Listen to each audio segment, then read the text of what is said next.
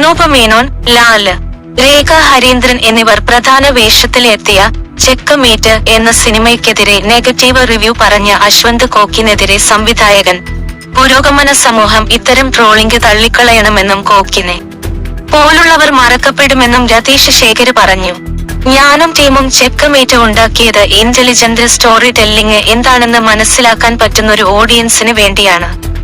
പ്രത്യേകിച്ച് കേരളത്തിലെ ഓഡിയൻസിന് വേണ്ടി. അമേരിക്കയിൽ നിന്നുള്ള ഒരു മലയാളി സ്റ്റോറി ടെല്ലർ എന്നുള്ള നിലയിൽ എന്റെ കണ്ടന്റ് മലയാളി പ്രേക്ഷകർക്കും ഒപ്പം ലോകം മുഴുവനുമുള്ള പ്രേക്ഷകർക്കും വേണ്ടിയാണ്. ഞാൻ അമേരിക്കയിൽ ആയതിനാൽ അവിടുത്തെ കഥയാണ് പറഞ്ഞത്. ബുള്ളിയിങ് ഓക്കെയാണെന്ന് വിചാരിക്കുന്ന ചില ആളുകൾക്ക് വേണ്ടിയാണ് ഞാൻ ഇത് പറയുന്നത്. ധാരാളം ക്രിയേറ്റേഴ്സിന് ഇതുപോലെയുള്ള റെസ്പോൺസ് കൊടുക്കാൻ പേടിയാണ്.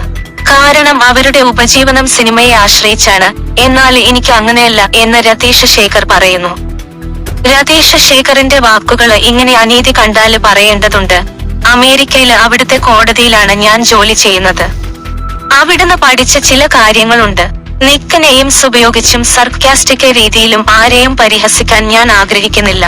സീനിയർ നടന്മാരായ ലാല്, അനൂപ് മേനോൻ ഇവരോട് കോക്ക് റിവ്യൂവർ കാണിച്ച അനാദരവ് ചൂണ്ടിക്കാണിച്ചുകൊണ്ട് തുടങ്ങാം.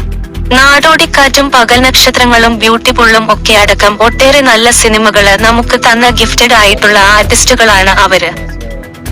നമ്മളെ പോലൊരു ടീമിനെ സപ്പോർട്ട് ചെയ്യാൻ മുന്നോട്ട് വന്നതാണ്. ഈ ന്യൂ ആർട്ട് ഫോമിനൊപ്പം അവർ പിന്തുണയുമായി നിന്നു. പൊതുജന സമക്ഷം അവരെ മോക്കിംഗ് ചെയ്യുമ്പോൾ അത് ആ റിവ്യൂവറുടെ ക്യാരക്ടറാണ് തുറന്നു കാണിക്കുന്നത്. ആർക്കും സ്വതന്ത്രമായി എന്തും പറയാമെന്നത് ദുരുപയോഗിക്കപ്പെടുന്നതാണ് ഇത് കാണിക്കുന്നത്. അതൊരു സമൂഹം എന്ന നിലയിൽ നമ്മളെ വളർത്തില്ല. 100 വർഷം മുമ്പ് justice for all, woman rights, LGBT ഇവയെ കുറിച്ചൊക്കെ സംസാരിക്കുമ്പോൾ എന്തിനാണ് ഇതൊക്കെ സംസാരിക്കുന്നതെന്ന് അന്നത്തെ ആളുകള് ചോദിച്ചിട്ടുണ്ടല്ലോ.